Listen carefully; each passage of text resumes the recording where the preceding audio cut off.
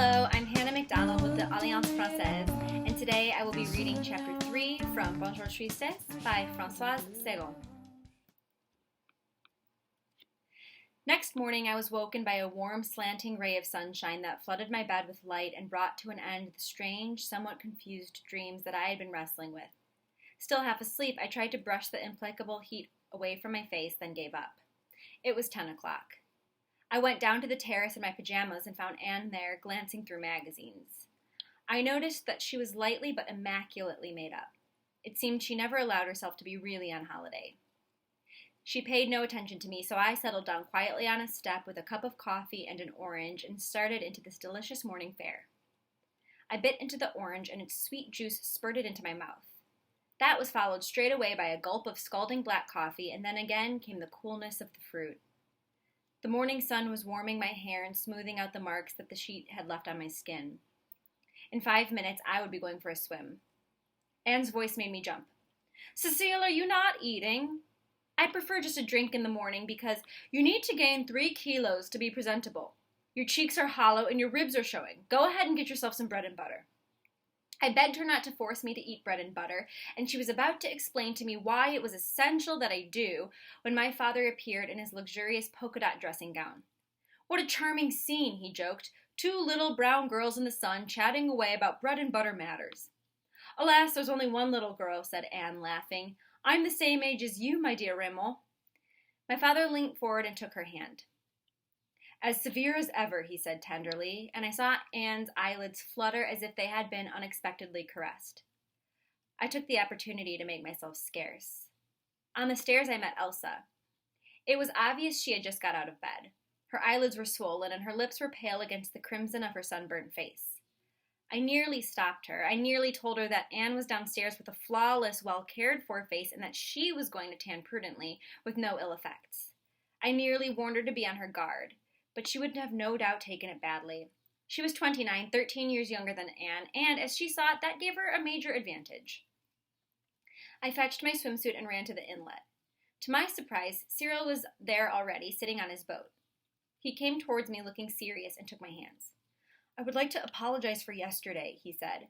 "It is my fault," I replied. I did not feel in any way embarrassed by what had happened, and I was astonished by his air of solemnity. "I feel very bad about it," he went on, pushing the boat into the water. "There is really nothing to apologize for," I said cheerfully. "Yes, there is." I was already in the little boat. He was standing up to his knees in the water, leaning with both hands on its gunwale as if he were making a plea in court. I realized that he would not climb in until he had had his say, so I paid him the attention he required. I knew his face well. I could make sense of it. It occurred to me that, being 25, he perhaps saw himself as a seducer of minors, and that made me laugh. "Don't laugh," he said. "I feel bad about it yesterday evening, you know. You have no protection against me, not in your father, nor in that woman. You have no example to go by. For all you know, I could be a complete bastard, and you'd be just as likely to trust me." There wasn't even anything ridiculous about him. I felt that he was kind and ready to love me, and that I would love to love him. I put my arms around his neck and laid my cheek against his. He had broad shoulders, and his body felt hard against mine. "You're very nice, Cyril," I murmured. "You'll be like a brother to me." He put his arms around me with an angry little exclamation and gently pulled me out of the boat. He held me close to him, raised up so that my head was on his shoulder. At that moment I loved him. In the morning light, he was as golden-skinned, as kind and gentle as I was myself. He was protecting me. When his mouth sought mine, I began to tremble with pleasure, as he did, and we kissed without remorse or shame, simply searching each other out and murmuring from time to time. I broke free and swam towards the boat, which was drifting away. I plunged my face into the water to cool it down and regain my composure. The water was emerald. I was filled with a sense of perfect happiness and freedom from care. At 11:30, Cyril went off, and my father and his women appeared along the goat track. He was walking between the two of them, supporting them, proffering a hand to each in turn with an unaffected graciousness that was all his own. Anne was still wearing her toweling robe. She removed it in a leisurely fashion before our watching eyes and lay down on it. She had a slim waist and perfect legs, and was virtually without a blemish. This was no doubt the result of years of care and attention. I automatically shot my father a look, my eyebrow raised in approval.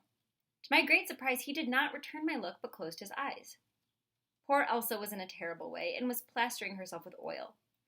I reckoned it would take my father less than a week to... Anne turned her head towards me. Cecile, why do you get up here so early? In Paris you would lie in bed till noon. I had studying to do there, I said. It wore me out. She didn't smile. She only ever smiled when she wanted to, never out of politeness like everyone else. And what about that exam of yours? I flunked it, I said brightly. I totally flunked it. You absolutely must pass it in October. Why must she? My father broke in. I've never had any qualifications myself, and I live a life of luxury.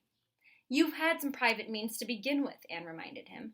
My daughter will always find a man to keep her, said my father gallantly. Elsa started laughing and then stopped when she saw the three of us looking at her. She has got to study during these holidays, said Anne, closing her eyes to shut off further conversation. I cast a despairing look in my father's direction. He responded by giving me an embarrassed little smile. I had a sudden vision of myself faced with pages of Bergson, with those lines of black print jumping out at me and the sound of Cyril's laughter drifting up. The very thought of it horrified me. I dragged myself over to Anne and called out to her softly. She opened her eyes. I leaned over her with an anxious, pleading face, sucking in my cheeks even more to give myself the look of an overworked intellectual. Anne, I said, you can't do this to me. You can't make me work in this heat and in the holidays. They could do me so much good. She looked at me intently for a moment, then smiled enigmatically and turned her head away.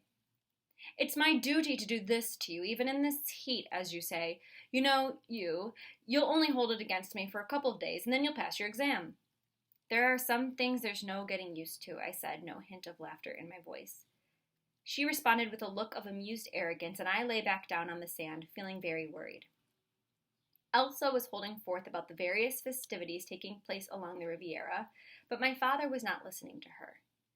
From his position at the apex of the triangle formed by their bodies, he kept looking at Anne's upturned profile and her shoulders with that rather fixed, unruffled gaze of his, one that I recognized. His hand was opening and closing on the sand in a gentle, regular, tireless movement. I ran down to the sea and plunged in, lamenting the holidays that we might have had and were now not going to have. We had all the makings of a drama. There was a seducer, a vamp, and a woman who knew her own mind. I caught sight of a beautiful shell-like object on the seabed, a pink and blue stone. I dived down to get it. It was worn all smooth, and I kept it in my hand until lunch. I decided it was a lucky charm and that I would hang on to it all summer. I don't know why I haven't lost it, because I lose everything. I am holding it today. It is pink and warm, and it makes me want to weep. That's all for today. Thank you.